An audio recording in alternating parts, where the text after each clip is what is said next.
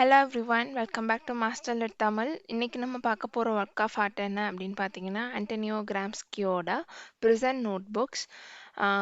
இந்த நோட் புக்கில் நமக்கு கொடுத்துருக்க டாபிக் என்னென்ன அப்படின்னு பார்த்தீங்கன்னா, அந்த formation of the intellectuals, hegemony and separation of power.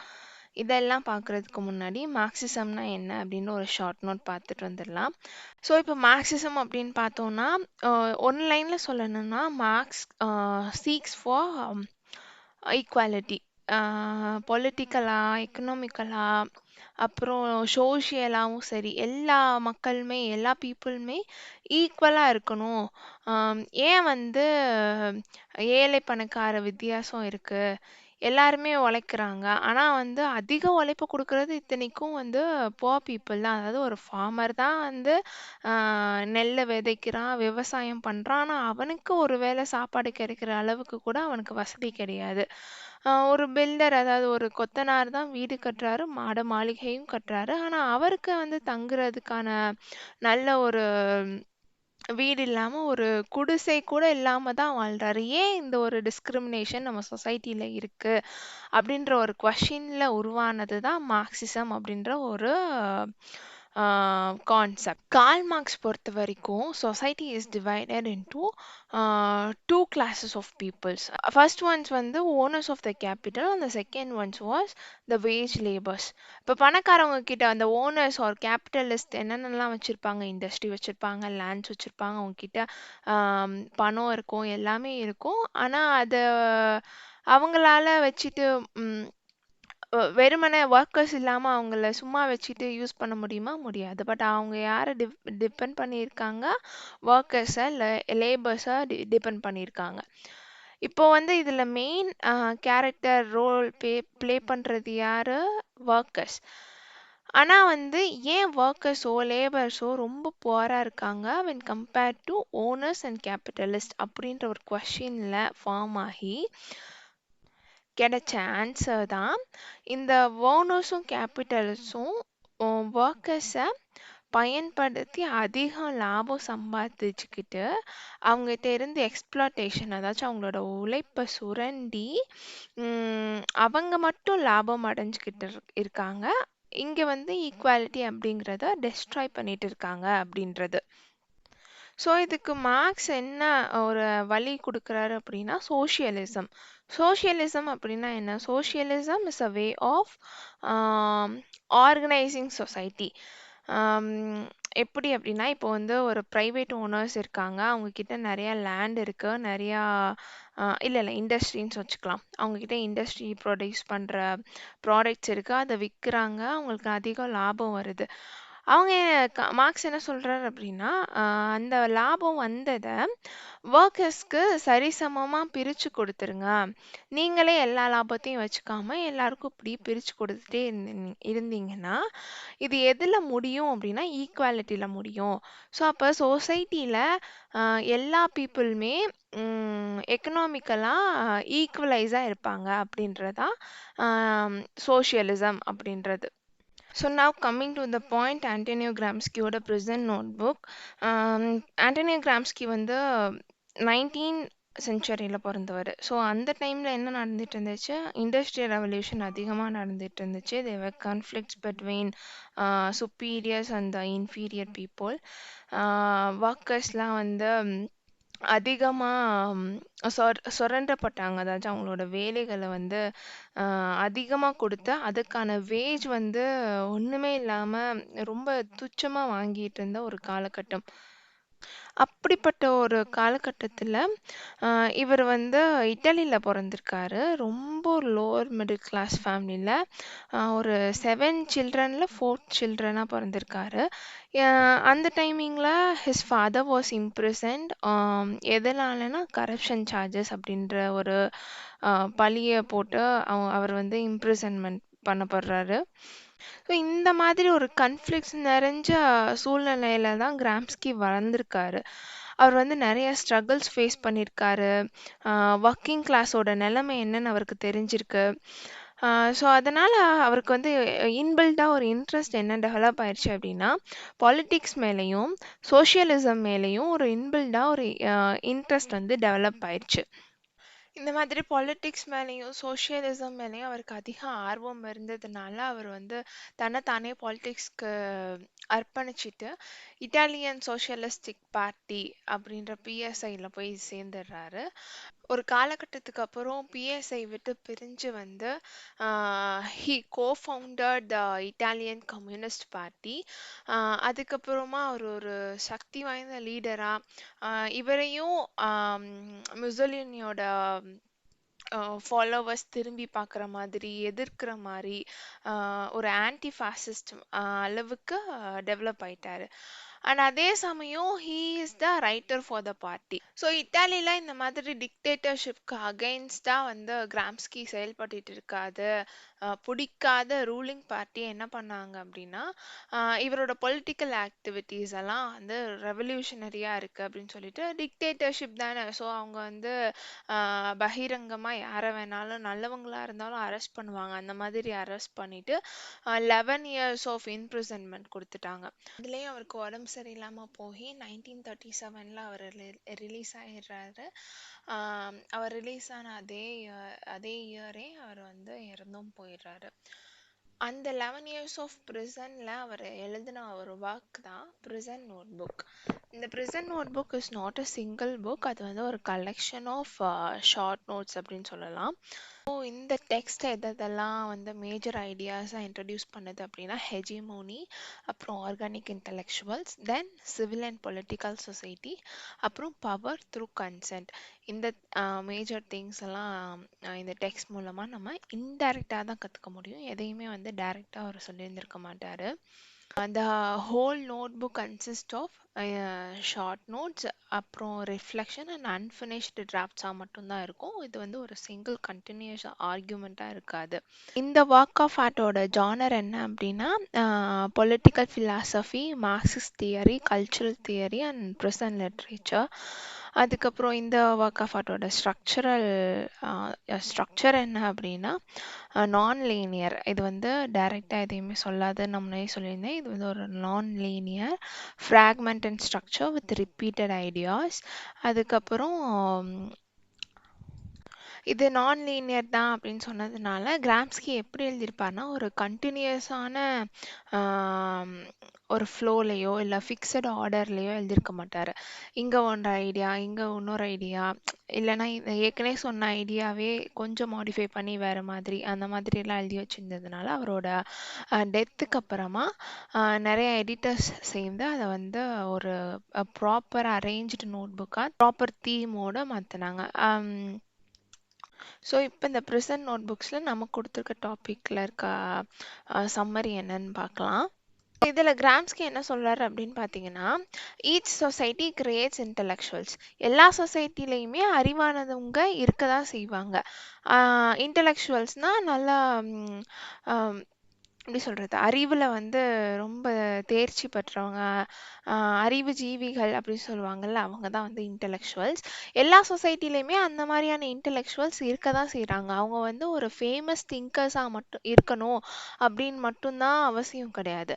அவங்க வந்து இப்போ ஒரு ஆர்டினரி பீப்புளாக இருக்கலாம், வேற அவங்க வந்து பீப்புளை வந்து கைட் பண்ணுறவங்களாம், இல்லை ஒரு பர்ஃபார்மன்ஸ் ஒரு டீம் ஆர்கனைஸ் பண்ணுறவங்களா இருக்கலாம், அப்படி இல்லைன்னா மற்றவங்களை இன்ஃப்ளூயன்ஸ் பண்ணுறவங்களா இருக்கலாம்.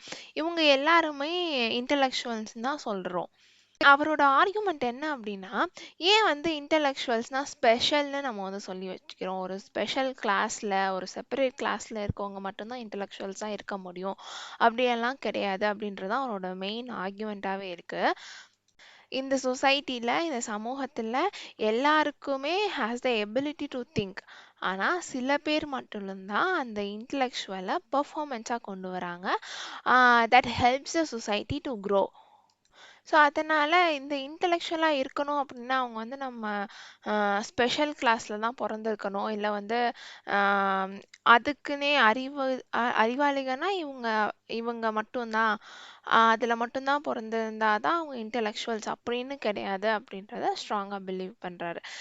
கிராம்ஸ்கி இதை வந்து டிஃப்ரென்ஷியேட் பண்ணி காமிக்கணும் அப்படின்றதுக்காக he divides them into two types. First one என்ன அப்படின்னா ட்ரெடிஷ்னல் இன்டெலெக்சுவல்ஸ், செகண்ட் ஒன் என்னன்னா ஆர்கானிக் இன்டெலெக்சுவல்ஸ். ட்ரெடிஷ்னல் இன்டெலெக்சுவல்ஸில் தான் நம்ம டீச்சர்ஸ், ப்ரீட்ஸ், ஸ்காலர்ஸ் இவங்கெல்லாம் வராங்க. ஆர்கானிக் இன்டெலெக்சுவல்ஸில் பர்டிகுலர் கிளாஸில் இருக்கணும் அப்படின்லாம் கிடையாது. whoever who grows from any class or any community அப்படிங்கிறவங்க ஆர்கானிக் இன்டெலெக்சுவல்ஸில் வராங்க. இப்போ இந்த ட்ரெடிஷ்னல் இன்டெலெக்சுவல்ஸ் என்ன பண்ணுவாங்க அப்படின்னா they will keep on trying to make the old culture or old preaching alive. அவங்க எப்படி என்ன முன்னைய காலத்தில் எதெல்லாம் சரின்னு பட்டுச்சோ சரின்னு ஃபாலோ பண்ணிட்டு வந்தாங்களோ அது எதையுமே இந்த காலத்து மாடர்ன் சொசைட்டிக்காகவோ இல்லை சரிசமமாக இருக்கணும் அப்படின்றதுக்காகவோ நியாயமானதோ மாற்றணும் அப்படின்றதுக்காகவும் எதையுமே மாற்றிக்காமல் அவங்க நமக்கு முன்னாடி இருந்தவங்க என்ன ப்ரீச் பண்ணாங்க என்ன சொல்லி கொடுத்தாங்களோ அதையே தான் சப்போர்ட் பண்ணுவாங்க. ப்ளஸ் எக்ஸிஸ்டிங் சோஷியல் சிஸ்டம் தான் கரெக்டு அப்படின்றத அவங்க ஸ்ட்ராங்காக பிலீவ் பண்ணுவாங்க. ஃபார் எக்ஸாம்பிள் இப்போ முன்ன இருந்த ப்ரீஸ்ட் எல்லாம் ஒரு முன்ன இருந்த ஃபாதர் வந்து என்ன விஷயம் பீப்புளுக்கு டீச் பண்ணாங்களோ அதே தான் அடுத்து வரவங்களும் ஃபாலோ பண்ணுவாங்க. ப்ளஸ் முன்ன இருந்த டீச்சர்ஸ்லாம் சொசைட்டியில் வந்து ஸ்டூடெண்ட்ஸ்க்கு என்னென்ன மாதிரியெல்லாம் சொல்லி கொடுத்தாங்களோ அதே தான் சொல்லி கொடுப்பாங்க. ப்ளஸ் ஸ்காலர்ஸோட பிலீஃப் அதே மாதிரியே தான் இருக்கும். இது வந்து வழி வழியாக வந்துக்கிட்டே இருக்கும். ஆனால் ஆர்கானிக் இன்டெலெக்சுவல்ஸ் அப்படின்றவங்க எதுலேருந்து வராங்க? They are coming directly from the social class. Social கிளாஸ்னால் ஒரு ஒர்க்கிங் கிளாஸ், ஒரு லேபராக இருந்தோ ஒரு ஒர்க்கிங் கம்யூனிட்டிலேருந்து வராங்க அப்படின்னா அவங்களுக்கு வந்து எல்லா கஷ்டமும் தெரிஞ்சிருக்கும். ப்ளஸ் எது நியாயம் வந்து எது சரியானது அப்படின்றத அவங்க வந்து ரியலைஸ் பண்ணியிருப்பாங்க. ஸோ அவங்க என்ன பண்ணுவாங்கன்னா they seek or they help people to express their class needs, ideas and the struggles they are undergoing from their birth. இதெல்லாம் வந்து மக்களுக்கு பிரதிநிதியாக சொல்லுவாங்க. பிரஜையாக வந்து ஆர்கானிக் இன்டெலெக்சுவல்ஸ் அப்படின்றவங்க எமர்ஜ் ஆகி வருவாங்க. ஃபார் எக்ஸாம்பிள் ஒரு ஆர்கானிக் இன்டெலெக்சுவலுக்கு இப்போது ஒரு கவர்மெண்ட் கம்பெனியில் ஒரு யூனியன் லீடர் இருக்காங்க. அந்த யூனியன் லீடர் வந்து அந்த வேலை பார்க்குற எல்லா ஒர்க்கர்ஸ்க்கோட தேவை, அவங்களோட ஸ்ட்ரகிள்ஸ், ப்ளஸ் அவங்களுக்கு என்னென்னலாம் நியூ நியூ ஐடியாஸ் இருக்குது இம்ப்ளிமெண்ட் பண்ணுறதுக்கு, இது எல்லாத்தையும் யாரை வந்து ஒரு முன்னின்னு சொல்லுவா அப்படின்னா அந்த யூனியன் லீடர் தான். ஸோ அந்த இடத்துல அந்த யூனியன் லீடர் வந்து ஒரு இன்டெலெக்சுவல் தான். ஸோ இவங்க எல்லாருமே எதுக்காக தேவை அப்படின்னா ஹெஜிமோனி அப்படிங்கிற ஒரு விஷயத்தை கிரியேட் பண்ணுறதுக்காக இவங்க ரொம்பவே இம்பார்ட்டன்ட் ரோல் ப்ளே பண்ணுறாங்க. ஸோ இப்போ ஹெஜிமோனினா என்ன? It is called a leadership. அதுவும் எப்படிப்பட்ட லீடர்ஷிப்னா கல்ச்சுரலாகவும் ஐடியாலஜிக்கலாகவும் மக்களால் ஒத்துக்கப்பட்ட ஒரு லீடர்ஷிப்பை சூஸ் பண்ணுறதா ஹெஜிமோனி. சும்மா கட்டாயத்தினாலேயோ ஃபோர்ஸ்னாலேயோ வந்து பவர் எடுத்துக்கிறது அப்படின்றது ஹெஜிமோனி கிடையாது. அது ரூலிங் கிளாஸ் வந்து பீப்புளோட மனசை வந்து வின் பண்ணி அவங்களோட ஐடியாஸ் மூலமாகவும் அவங்க வேல்யூஸ் மூலமாகவும் அவங்க மேலே ஒரு நம்பிக்கை வர வச்சு ஒரு ரூலிங் கிளாஸாக இருக்கிறது தான் ஹெஜிமோனி. ஃபார் எக்ஸாம்பிள் இப்போ எப்படி நம்ம நாட்டில் எலெக்ஷன்லாம் நடந்தோன்னா அவங்க வந்து நம்மக்கிட்ட அவங்களோட தாட்ஸை, ஐடியாஸை, அவங்களோட வேல்யூஸ் எல்லாம் நம்மக்கிட்ட கொஞ்சம் கொஞ்சமாக எக்ஸ்பிளைன் பண்ணுவாங்க. நான் இது தான் பண்ண போகிறோம், இதுதான் எங்களோட பிளானு அப்படின்னு சொல்லி தான் நம்மளோட மனசை கன்வின்ஸ் பண்ணி நம்ம அவங்கள நம்பி அதுக்கப்புறம் நம்ம அக்ரி பண்ணி தான் அவங்க வந்து ஒரு ரூலிங் கிளாஸாக மாறுறாங்க. ஸோ இதில் இன்டைரக்டாக என்ன மறைஞ்சிருக்கு அப்படின்னா இப்போது அவங்க ஃபஸ்ட்டு நம்ம நாட்டுக்குள்ளே நம்ம நாட்டில் வந்து டைரெக்டாக வந்து யாருமே தலைவராக போகிறது கிடையாது. அவங்க ஃபஸ்ட் என்ன பண்ணுவாங்க, நமக்குள்ளே ஒரு பாண்டை க்ரியேட் பண்ணுவாங்க. அவங்களோட ஐடியாஸை சொல்லுவாங்க.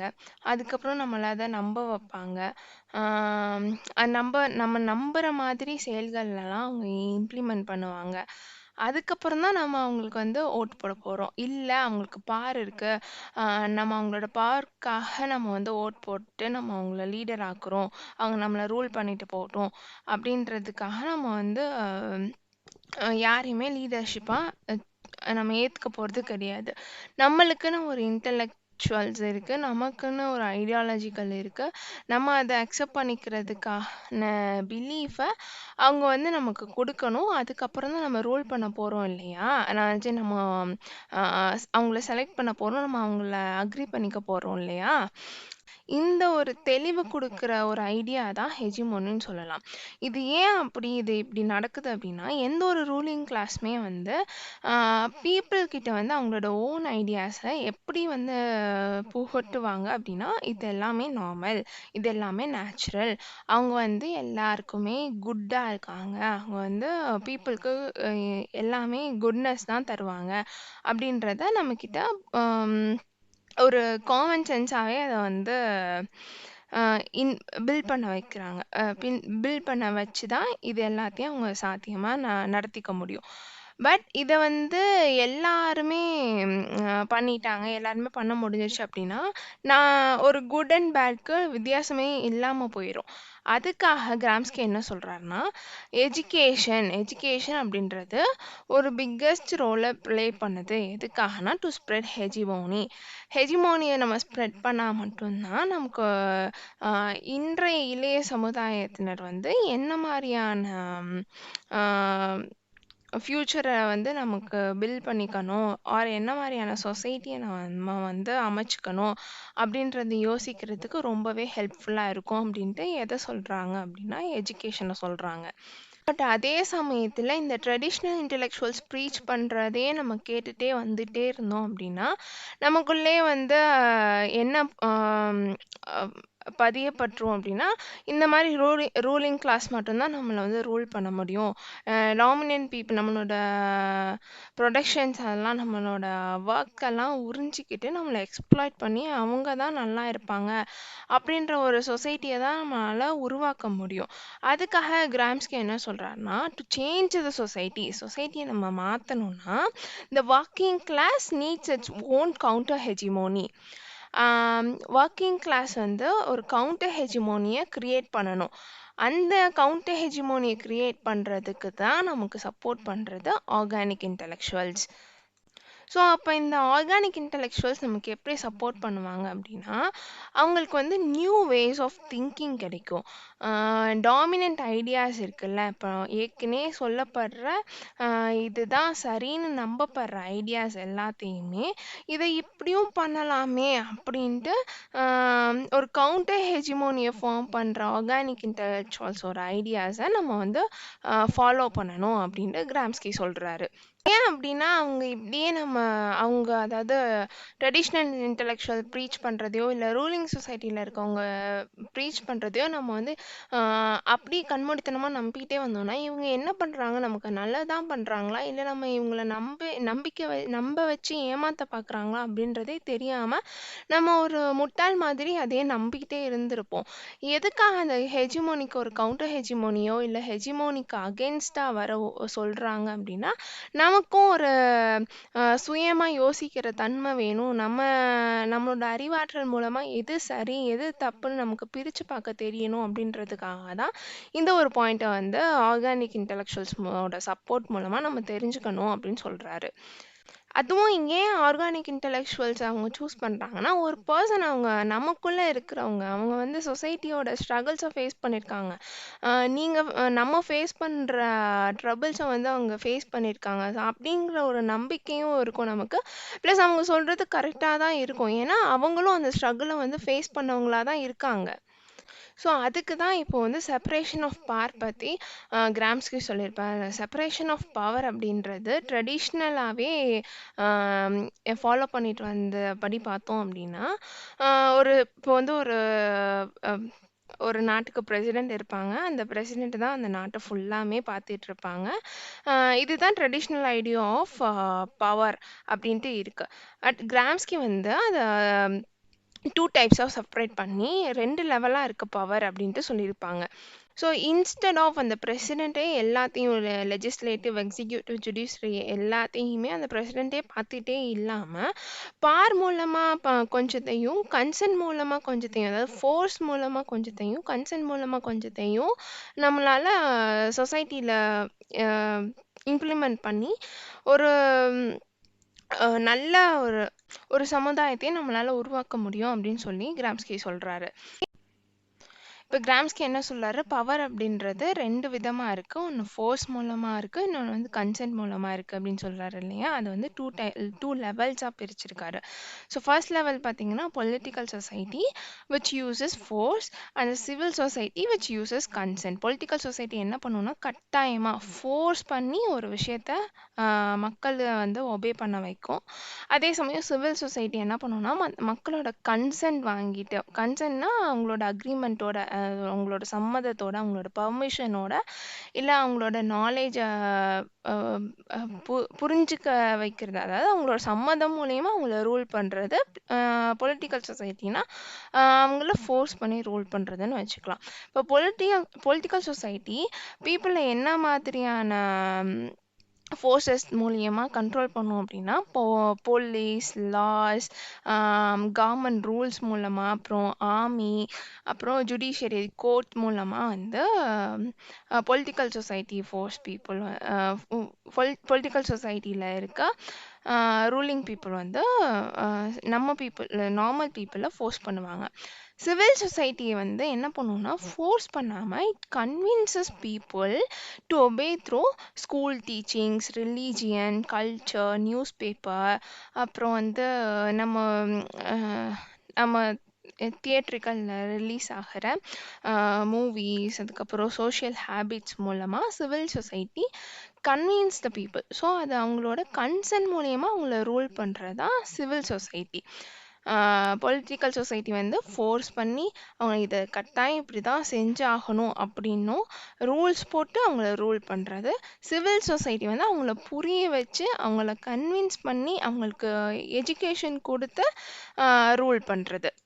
ஸோ இந்த மாதிரியான 2 டைப் ஆஃப் பவர் வந்து பிரித்து வச்சுட்டா அந்த ரூலிங் கிளாஸ்க்கு ரொம்பவே ஒரு கிளியரான ஐடியா கிடைச்சிரும். அப்படின்னா ஹவு டு ஹேண்டில் பீப்புள், அதாவது how to control people without always using வயலன்ஸை மட்டுமே எப்போவுமே யூஸ் பண்ணிகிட்டே இல்லாமல், பனிஷ்மெண்ட் மட்டுமே அவங்களுக்கு எப்போவுமே கொடுத்துட்டே இல்லாமல், அவங்களுக்கான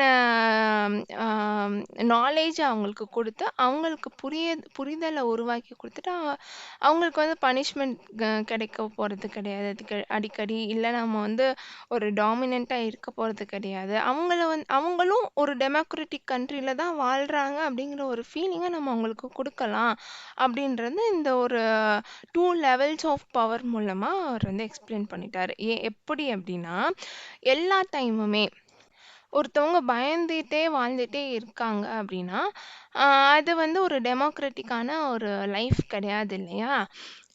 இப்போ அதே நம்ம ஸ்கூல்ஸ் மூலயமா, நியூஸ் பேப்பர்ஸ் மூலயமா, புக்ஸ் மூலியமா, இல்லை சோஷியல் ஹேபிட்ஸ் மூலயமா நம்ம பீப்புளுக்கு ப்ரீச் பண்ணிட்டோம் அப்படின்னா, people will start obeying the ruling class with the acceptance of its idea. அவங்களே அக்செப்ட் பண்ணிக்கிட்டு இது வந்து இந்த நன்மைக்காக தான் செய்கிறாங்க அப்படின்றத பீப்புள் புரிஞ்சுக்குவாங்க. இப்போ வந்து ஃபார் எக்ஸாம்பிள்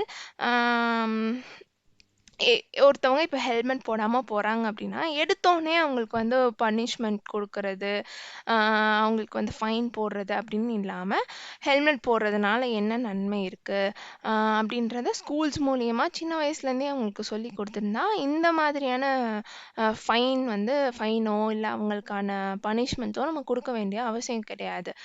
பட் இப்போ ஒருத்தவங்க வந்து இதையே திரும்ப திரும்ப திரும்ப திரும்ப செய்கிறாங்க, சிவில் சொசைட்டியில் நம்ம ப்ரீச் பண்ணுற எதையுமே அவங்க ஏற்றுக்க மாட்டேங்கிறாங்க, they are failing in that அப்படின்னா அவங்க வந்து என்ன அர்த்தம்னா கவர்மெண்ட் ஒபே பண்ணலன்னு தான் அர்த்தம். அப்படி இல்லைன்னா they are not believing in the government அப்படின்னு தான் அர்த்தம். அந்த மாதிரியான சுச்சுவேஷனில் பொலிட்டிக்கல் சொசைட்டியை வந்து நம்ம we can came into action. அப்போ நம்ம அவங்கள்ட்ட வந்து ஃபோர்ஸ் பண்ணி கண்ட்ரோல் பண்ணுறதுக்கு நம்ம இந்த சுச்சுவேஷனை ஹேண்டில் பண்ண முடியும். இதை வந்து கிராம்ஸ்கி எப்படி சொல்றாருன்னு பார்த்தீங்கன்னா, Gramsci says that the ruling class maintains power maintain பண்ண முடியும். எப்போ பெஸ்ட்டாக மெயின்டைன் பண்ண முடியும்னா, ஃபோர்ஸும் கன்சென்ட்டும் பேலன்ஸ்டாக அவங்களால வச்சுக்க முடிஞ்சால் மட்டும்தான் அவங்களோட பவரை வந்து பெஸ்ட்டாக மெயின்டைன் பண்ண முடியும். கொஞ்சமாக அக்ரிமெண்ட் இருந்து அதிகமாக நம்ம ப்ரெஷர் இருந்துச்சுன்னா அந்த சொசைட்டி won't பி ஹாப்பி. அதே இதை அதிகமாக அக்ரிமெண்ட்டை பட் கொஞ்சம் ப்ரெஷர், இது நடந்தால் இது நடந்துரும் அப்படின்ற சில ரூல்ஸ் மட்டும் இருக்கணும். பட் எடுத்தோடனே நம்ம வந்து ஆக்ஷனில் இல்லாமல் இருந்துச்சு அப்படின்னா ஒரு ஹாப்பியான சொசைட்டி, ஒரு பேலன்ஸ்டான சொசைட்டியை ரூலிங் கிளாஸ்னால ஃபார்ம் பண்ண முடியும். அதே சமயம் இந்த செப்பரேஷன் ஆஃப் பவர் மூலயமா சிவில் சொசைட்டிக்கும் பொலிட்டிக்கல் சொசைட்டிக்கும் ஒரு டிஃப்ரென்ஸ் காமிச்சு பீப்புளோட கன்சர்னோட ரூல் பண்ணுறதுனால கண்டிப்பாக வந்து அவங்க கையில் ஸ்ட்ராங் கண்ட்ரோல் இருக்கும். அதே சமயம் அந்த ரூலிங் கிளாஸ் பீப்புள் வந்து டெமோக்ராட்டிக்காகவும் நடந்துக்கிறதுக்கு நிறைய வாய்ப்பு இருக்குது. டெமோக்ராட்டிக்காக தான் நடந்துக்கவும் முடியும். ஏன்னா பீப்புள் தான் அக்ரி பண்ணிக்கிறாங்களே, ஸோ அவங்கக்கிட்ட அத்துமீறதுக்கான வாய்ப்பே வராது. இதுதான் ரியல் சேஞ்சே தவிர பீப்புளை வந்து ஃபோர்ஸ் பண்ணி அவங்களுக்கு புரியாமல் இந்த மாதிரி ப்ரீச் பண்ணுறது ரியல் பவர் கிடையாது. அதனால தான் இப்போ இந்த மாதிரியான சிவில் சொசைட்டியையும் பொலிட்டிக்கல் சொசைட்டியோட டிஃப்ரென்ஸும் தெரிஞ்சு அதை அக்செப்ட் பண்ணிக்கிட்டவங்க அதிகமாக எதில் ஃபோக்கஸ் பண்ணுவாங்கன்னா, ஸ்கூல்ஸு, ரிலீஜியன், கல்ச்சர், அப்புறம் இந்த மீடியா மூலியமாக ப்ரீச் பண்ணுறத, அவங்களுக்கு கண்டென்ட் கொடுக்குறத, அவங்களுக்கு நாலேஜ் புகட்டுறத அதிகமாக வந்து ஃபாலோ பண்ணுவாங்க. ரேதர் தென் போலீஸ்க்கு போகிறதோ, அவங்களுக்கு ரூல்ஸ் போடுறது, கோர்ட்டுக்கு கூட்டிகிட்டு போகிறது, அப்புறமா வேற என்ன, அதான் லாஸ் ஆர்மி மூலமாக கண்ட்ரோல் பண்ணுறது. இதை தாண்டி சின்ன வயசுலேருந்தே ஒருத்தவங்களுக்கு நம்ம சொல்லி வளர்த்துட்டோம் அப்படின்னா இதுதான் நல்லது அப்படின்றத அவங்க வந்து புரிஞ்சுப்பாங்க. அந்த சமயத்தில் ஃபோர்ஸ் வந்து கம்மியாகி கன்சென்ட் அதிகமாகி அந்த பேலன்ஸ்டு ஸ்ட்ராங் கண்ட்ரோல் வந்து ரூலிங் பீப்புளுக்கு இருக்கும். அதுதான் ரியல் சேஞ்ச் அப்படின்னு சொல்கிறாரு. அந்த மாதிரி இருக்கப்போ தான் வந்து ரியல் டிரான்ஸ்ஃபர்மேஷன் வரும். ஒரு காமன் சென்ஸை எல்லாருனாலையும் புரிஞ்சுக்க முடியும். எல்லாரும் கல்ச்சுரலி பேலன்ஸ்டாக இருப்பாங்க. ஸோ அப்போ இந்த இன்டலெக்சுவல்ஸ் அப்படின்றவங்க அவங்க ரூலிங் கிளாஸை ஃபுல்லாகவும் சப்போர்ட் பண்ணிகிட்டே இருக்கக்கூடாது, அதே மாதிரி அவங்களுக்கு அகெயின்ஸ்டாகவும் சேலஞ்ச் பண்ணிகிட்டே இருக்கக்கூடாது. அவங்களுக்கு வந்து ரெண்டையும் பிரித்து தெரிஞ்சு ஒரு ஸ்ட்ராங்கான ஒரு ஹெல்தியான ஒரு கல்ச்சர் பில்ட் பண்ணி ஒரு பப்ளிக்கோட திங்கிங்கை வந்து நீட்டாக ஷேப் பண்ணுறது, ப்ளஸ் சொசைட்டி எப்படிலாம் இருக்கணும்னு கைட் பண்ணுறது, ரூலிங் கிளாஸ் வந்து சரியாக நம்ம அவங்களுக்கு அக்செப்ட் பண்ணிட்டு போகலாமா, இல்லை நம்ம அவங்களுக்கு அகெயின்ஸ்டாக போகலாமா, இப்படியெல்லாம் நமக்கு பிரித்து பார்க்குறதுக்கு இந்த மாதிரி இன்டலெக்சுவல் லீடர்ஸ் வந்து நமக்கு ரொம்பவே ஹெல்ப் பண்ணுவாங்க அப்படின்றது தான் கிராம்ஸ்கியோட பாயிண்ட் ஆஃப் வியூ. இதை டோட்டலாக இப்போ ஒன் லைன்லேயே சொல்லணும் அப்படின்னா கிராம்ஸ்கி என்ன சொல்கிறாருன்னா, பீப்புள் மஸ்ட் பி இன்டலெக்சுவல். அதை அவங்க வந்து அறிவுத்தனமாக இருக்கணும். ஆனால் கவர்மெண்ட் வந்து நம்ம நன்மைக்காக சொல்கிறாங்க அப்படின்றதையும் புரிஞ்சுக்கணும். ப்ளஸ் இதில் சரி என்ன தவறு என்னன்னு தெரிஞ்சுட்டு சரின்னா அதை ஏற்றுக்கிற மனப்பக்குவமும் இருக்கணும். எல்லாத்துக்கும் நம்ம போராடிட்டும் இருக்கக்கூடாது, எல்லாத்தையும் அக்செப்ட் பண்ணிட்டு இருக்கக்கூடாது. கரெக்டான ப்ராப்பரான கன்சென்ட் மூலயமா சொசைட்டியை டுகெதர் ஷேப் பண்ணணும் அப்படின்றதான் கிராம்ஸ்கியோட பாயிண்ட் ஆஃப் வியூ. அது வந்து இன்டெலெக்சுவல்ஸ் மூலமாக பண்ணணும்னு சொல்லியிருக்காரு. அவ்வளோதான். ஸோ இப்போ இந்த டாபிக் உங்களுக்கு கரெக்டாக புரிஞ்சிருக்கும்னு நான் நம்புகிறேன். இனி அடுத்த வீடியோவில் இன்னொரு டாப்பிக்கில் மீட் பண்ணலாம். உங்களுக்கு ஏதாவது டவுட் இருந்துச்சுன்னா கமெண்ட்டில் கேளுங்க, நான் மறக்காமல் அதை கிளியர் பண்ணுறதுக்கு உங்களுக்கு ஹெல்ப் பண்ணுறேன். உங்களுக்கு இந்த வீடியோஸ்லாம் பிடிச்சிருந்துச்சுன்னா லைக் பண்ணுங்கள். அடுத்தடுத்த வீடியோஸ் உங்களுக்கு வந்து சேரணுன்னா சப்ஸ்கிரைப் பண்ணிவிட்டு நோட்டிஃபிகேஷன் ஐக்கான் ஆன் பண்ணி வச்சுக்கோங்க. வேறு ஏதாவது டாபிக் உங்களுக்கு இன்ஸ்டண்ட்டாக தெரிஞ்சுக்கணும் அப்படின்னாலும் கமெண்ட் பண்ணுங்கள். நான் அதையும் கொஞ்சம் முடிஞ்ச அளவுக்கு சீக்கிரமே வந்து தரதுக்காக ட்ரை பண்ணுறேன். தேங்க்யூ.